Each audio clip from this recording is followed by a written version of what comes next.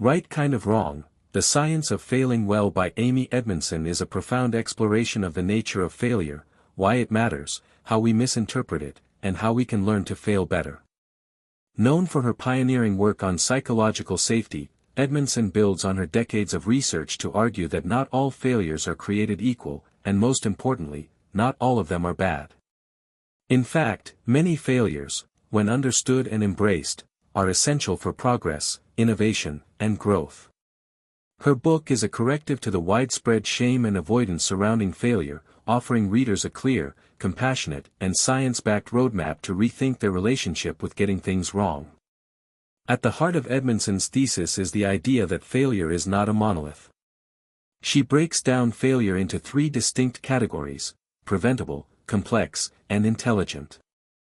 Preventable failures are the bad ones, the ones that occur because of neglect, lack of preparation, or willful disregard. These should be minimized. Complex failures arise from uncertain, unpredictable systems where many variables interact. These are difficult to prevent entirely but can be managed. And intelligent failures are the good ones, the kind that result from thoughtful, well-designed experiments or bold attempts to do something new. These are the failures we should not only tolerate but encourage. A major obstacle to failing well, Edmondson explains, is the human tendency to fear failure because of the stigma, shame, and perceived threat to identity that often accompany it. This fear drives us to cover up mistakes, blame others, or disengage from learning opportunities.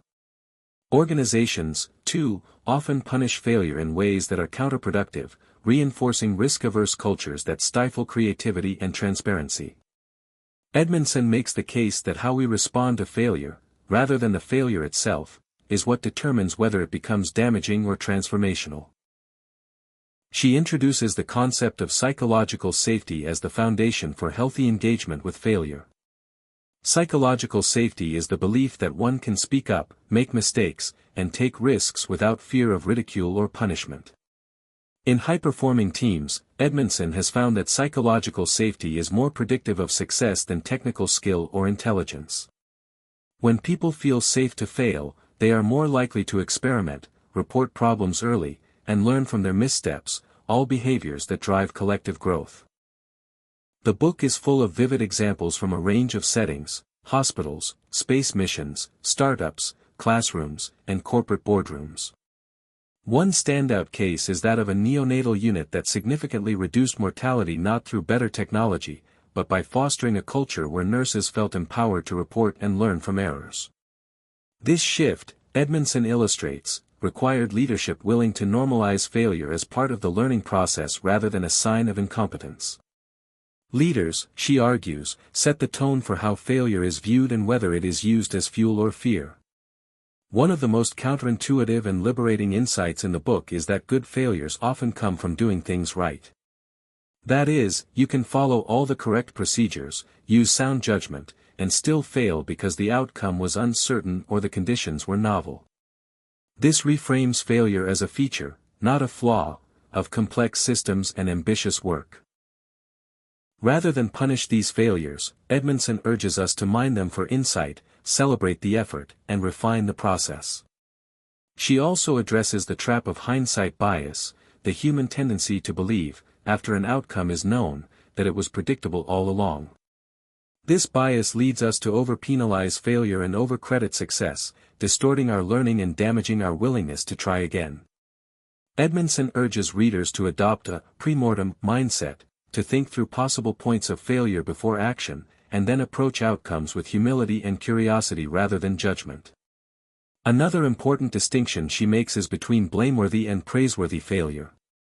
In high accountability, high learning cultures, people are recognized not just for their successes but for their courage to try, reflect, and share what didn't work. Edmondson encourages organizations to create systems that track failures, analyze patterns, and publicize lessons learned. This turns failure from a personal shame into a communal resource, an engine of collective intelligence. The science of failing well, Edmondson writes, involves emotional and cognitive skills that can be developed. She highlights the importance of error orientation, or how people process mistakes. Those with a high error orientation tend to view failure as feedback, remain engaged in the learning process, and bounce back more quickly. These qualities are not innate, they can be cultivated through mindset training, mentorship, and repeated exposure to challenging tasks. Edmondson doesn't shy away from the emotional toll of failure. She acknowledges that even intelligent failure can be painful, embarrassing, and discouraging.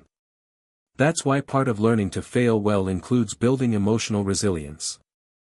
Self-compassion, reflection, and peer support are all vital tools in navigating the messy, vulnerable terrain of getting it wrong. Failing well, she argues, is not about pretending to be fearless, it's about being willing to keep going in the presence of fear. One of the most compelling parts of the book explores how failure is essential to innovation. All breakthroughs, by definition, require moving beyond the known. This means trying things that might not work. In high innovation environments, failure isn't just tolerated, it's built into the workflow.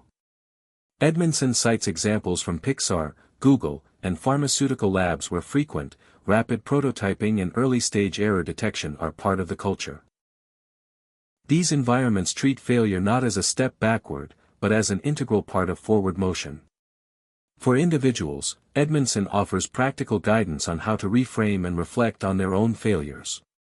She suggests structured journaling exercises, peer dialogues, and postmortems that focus not on blame, but on insight. One of her core messages is that failing well is a practice, it requires intention, structure, and a willingness to engage with discomfort. Over time, those who develop this skill become more adaptable, creative, and trustworthy, both to themselves and others.